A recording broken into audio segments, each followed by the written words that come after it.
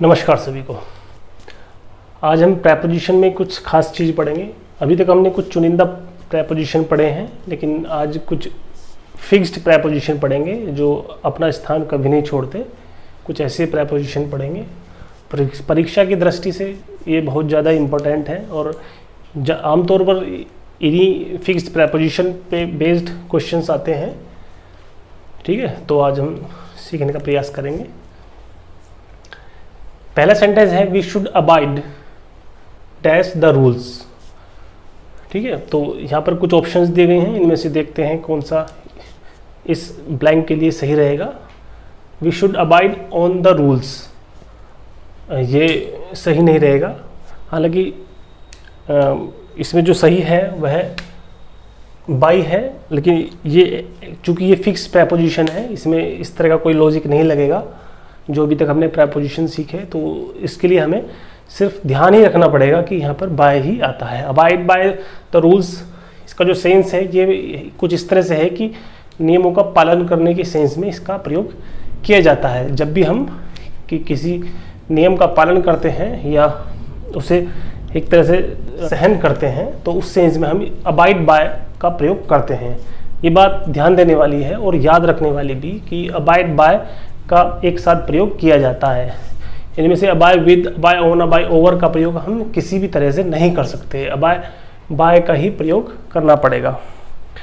ठीक है, यहाँ पर कुछ और वर्ड्स भी हैं जो हम अबाइड बाय के स्थान पर प्रयोग कर सकते हैं, जैसे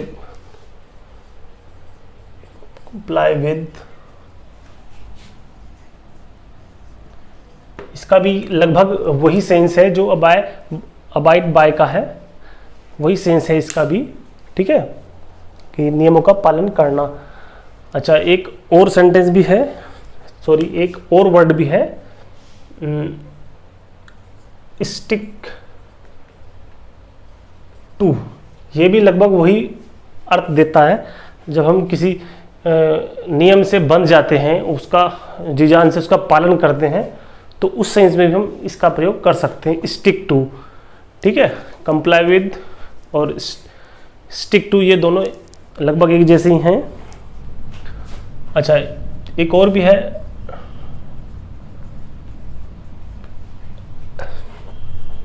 ये भी कुछ इन्हीं की तरह प्रयोग होते हैं। तो ये बात हम ध्यान रखेंगे कि अबाइड बाय का प्रयोग हम कहाँ करते हैं। जब हम किसी रूल को फॉलो करते हैं या उन्हें सहन करते हैं, तो ऐसा नहीं कि सिर्फ पॉजिटिव वे में ही इस्तेमाल किए जाते हैं, नेगेटिव वे में भी इस्तेमाल किए जा सकते हैं। जैसे कि आई can not abide by this rule, है ना, मैं इस रूल का पालन नहीं कर सकता, तो उस सेंस में हम इसका प्रयोग करेंगे। ठीक है, अगला सेंटेंस देखते हैं, आ जाओ।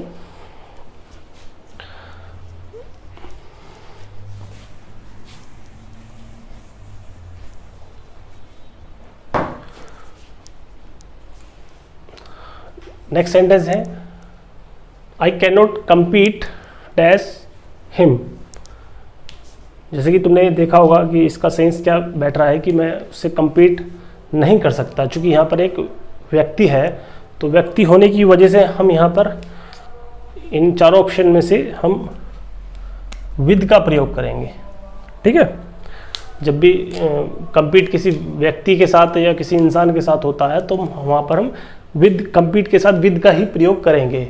यदि यहाँ पर व्यक्ति ना होकर कोई वस्तु होती, तब हम वहाँ पर फॉर का प्रयोग करते हैं ना। जैसे I can not compete for the trophy, है ना, I can not compete for the prize, first prize, and I can not compete for the award, है ना। तो उस सेंस में हम फॉर का प्रयोग करते हैं, लेकिन चूंकि यहाँ पर एक व्यक्ति है, तो हम इसके लिए विद का ही प्रयोग करेंगे, है ना। और इस सेंस में विद का प्रयोग, जहाँ पर कभी टू और विद में से कोई चीज़ चुननी होती है, तो वहाँ पर हम व्यक्ति के लिए विद का ही प्रयोग करते हैं, और आमतौर पर वस्तु के लिए हम टू का ही प्रयोग करेंगे। ठीक है, तो ये बात थोड़ा कॉमन सेंस वाली है, इसको थोड़ा ध्यान में रखेंगे। एग्जाम में क्वेश्चन अटेम्प्ट करते समय हम ये बात ध्यान रखेंगे। ठीक है, तो क्या समझ में आया कि कम्पीट के साथ यदि आगे ब्लैंक के बाद यदि कोई व्यक्ति है तो विद का ही प्रयोग करेंगे। तो क्या होगा, I can not compete with him. ठीक है, अब अगला सेंटेंस देखते हैं। I don't agree dash the coach. ठीक है, कि मैं कोच के साथ एग्री नहीं करता।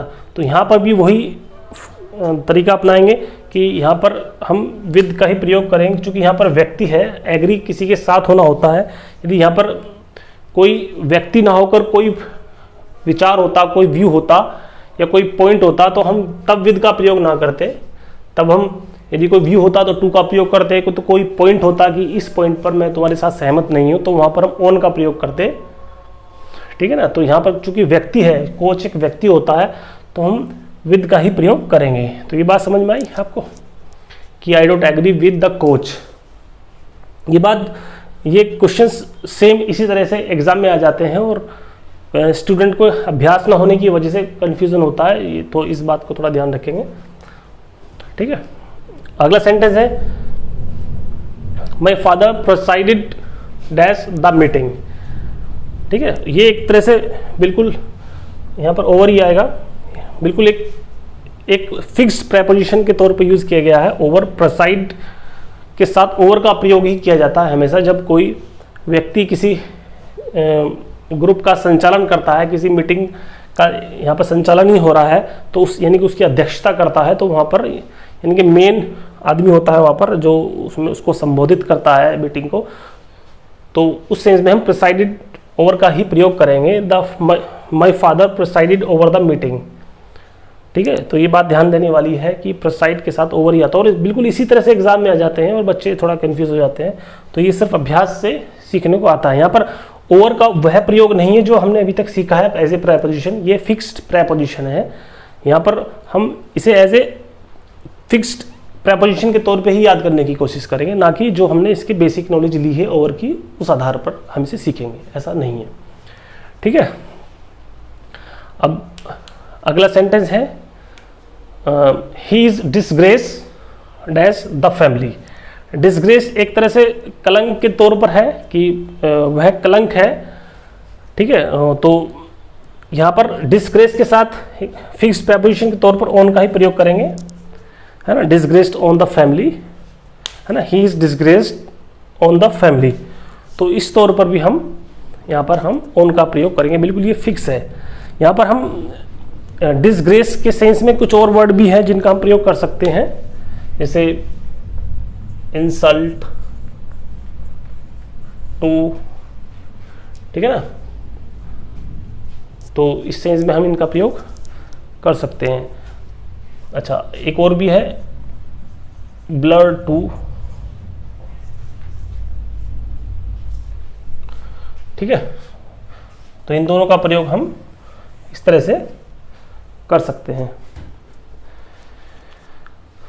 तो हमें क्या जानने को मिला यहाँ से कि डिसग्रेस के साथ हमेशा ओन ही आएगा, है ना। इस सेंस में यदि ऑप्शन में ओन है तो ओन ही आएगा। ठीक है ना, तो ये बात हमें थोड़ा ध्यान रखनी होती है कि फिक्स प्रेपोजिशन में कौन सा प्रेपोजिशन किस वर्ड के साथ हमेशा ही आता है, और क्वेश्चन भी हमेशा उन्हीं में से बनेंगे जो कॉमन सी चीज़ें हैं। ऐसा नहीं है कि कोई कॉमन नहीं है और उसमें से आपको क्वेश्चन उठा के दे दिया। यदि ऐसा दे भी दिया है तो वह सबके लिए हार्ड पड़ेगा। ठीक है, तो ये याद रखना बहुत ज़्यादा इंपॉर्टेंट है। ठीक है, तो आज के लिए इतना ही काफ़ी है। आपको ये लेक्चर कैसा लगा कमेंट सेक्शन में ज़रूर बताना। चैनल को शेयर करना, सब्सक्राइब करना और वीडियो को लाइक करना। Thank you.